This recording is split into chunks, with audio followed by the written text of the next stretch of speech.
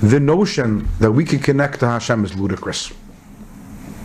He's infinite and we're finite. And He's infinite, we're finite. Just try to imagine, anyone here in the medical profession, anything over here? No? But there are probably billions of different bacteria running around in our bodies. So imagine one of the bacteria is thinking to itself one day, this guy that I'm inhabiting, good guy, I want to have a relationship with him. What can I do? If I'm a very, very good bacteria and I behave very, very appropriately and properly, maybe he'll pay attention to me and he'll start liking me.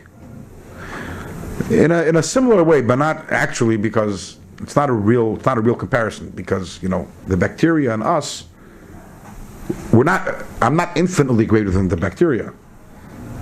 It's in other words, there's a scale. I'm on one end of the spectrum, it's on the other end of the spectrum.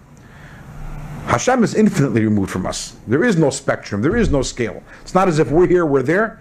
There is nothing. We're going to have a relationship with Hashem. How ridiculous is that? We're nothing. What did the Eibusher do? What did Hashem do?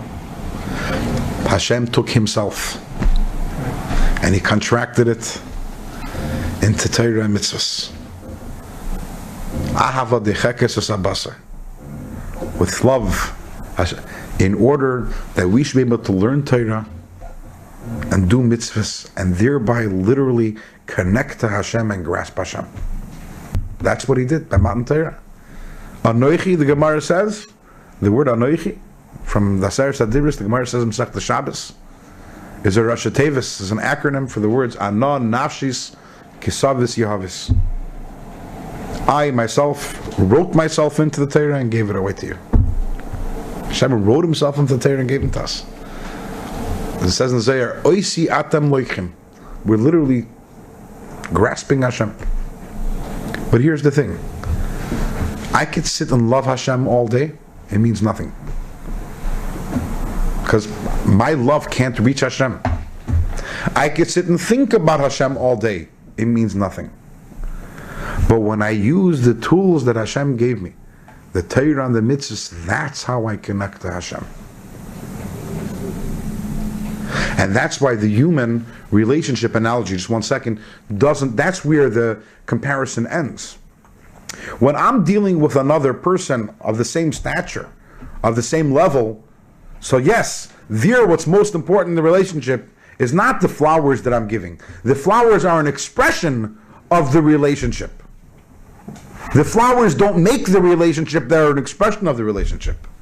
By Hashem, the flowers are the relationship. This is impossible to relate any other way. The only way to relate to Hashem is by Torah and mitzvah. So here's the amazing thing. When I love Hashem, and that love expresses itself in doing a mitzvah, the love connects itself to Hashem through the mitzvah. Usually, in other words, in human terms, how do I connect to another person? When I love another person, that's the connection. There is the connection. The connection is a connection. The bonds are bonds of love. It's not bonds of roses. It's bonds of love, and the roses are an expression of that love.